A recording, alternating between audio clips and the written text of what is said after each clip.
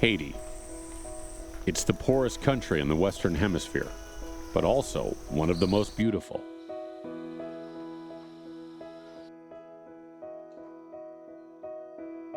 Christopher Columbus first discovered the island of Hispaniola. With lush green tropics and blue seas, Haiti became known as La Perle des Antilles, or the Pearl of the Caribbean.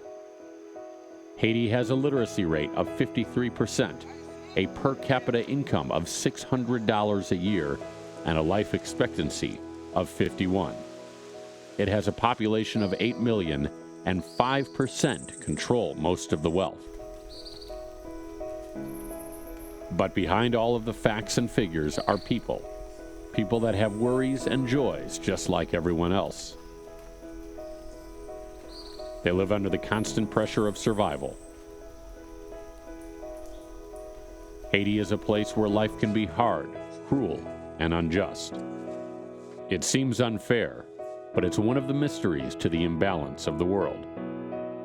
The people of Haiti are in need of and accept help from the outside world. Many of the wells, schools, and medical care comes from missions and volunteers.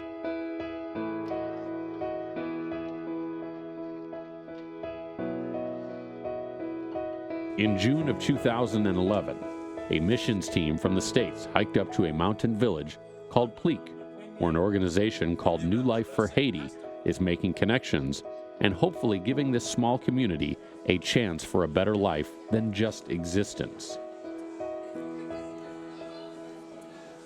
To more fully understand how difficult their lives are, we followed a family around for a day as they led us into their home and gave us this glimpse of what it's like to live here.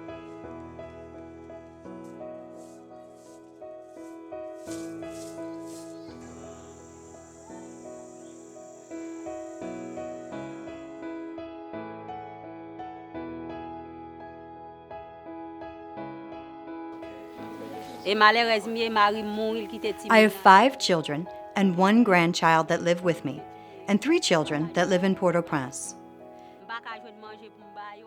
This is Mackensen Juin, Marie-Rose Juin, Asni Juin, Jean-Élie Juin,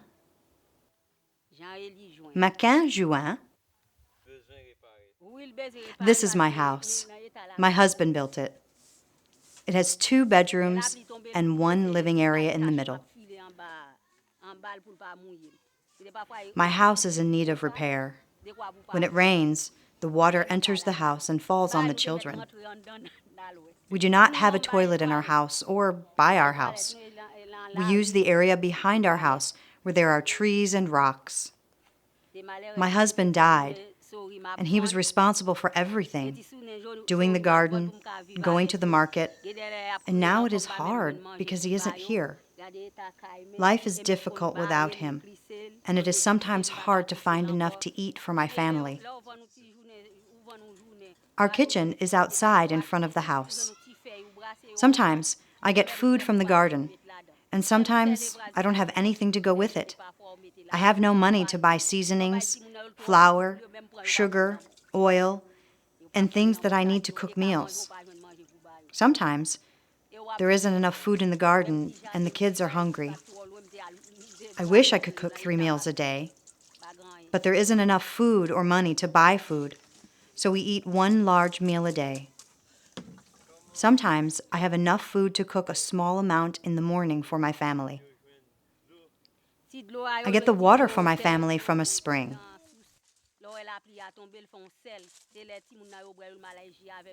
The place we get water is a long walk, and the water is not always good.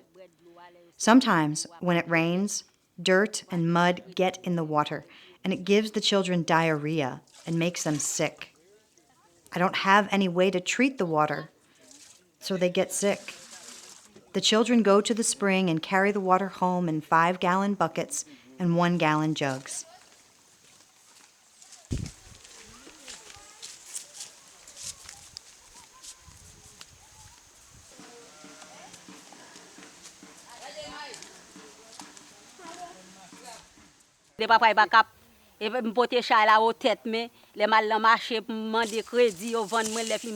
My time is spent weeding the garden.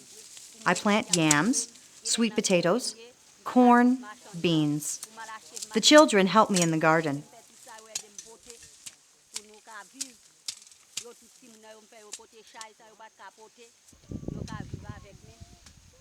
Sometimes I go to the market and carry things to sell, and then I buy what I need in the market and walk home. The furthest I have traveled from here is to Montfranc, about 3 hours walk away. I have no horse or mule, so I'm obligated to walk everywhere.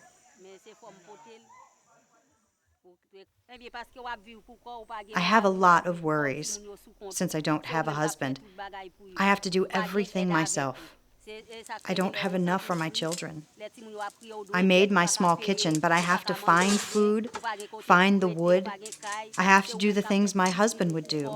So life is difficult. When someone gets sick in my family, there is no money to go to the doctor. I get some leaves from the yard to make tea to help the children when they are sick. Sometimes, when I give them the tea, it doesn't help, and they get worse. My husband and one of my children died because we didn't have enough money to go to the doctor or buy medicine. They might have lived if we had enough money to go to the doctor. The children have started to go to school each year, but they are often sent home by the teachers because I do not have enough money to pay the tuition for the school. They do not always finish the year when they start. There are 5 teachers at the school, and the school does not have books.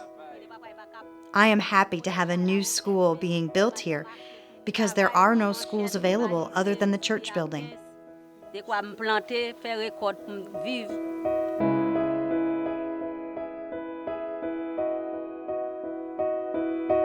Rose and her family paint a picture of a hard life, but her last statement during our interview was not what we expected.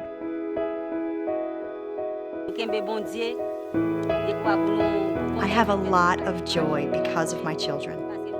We are Christians and know Jesus. It gives me joy to know they are all saved and know Jesus. With God, nothing is impossible.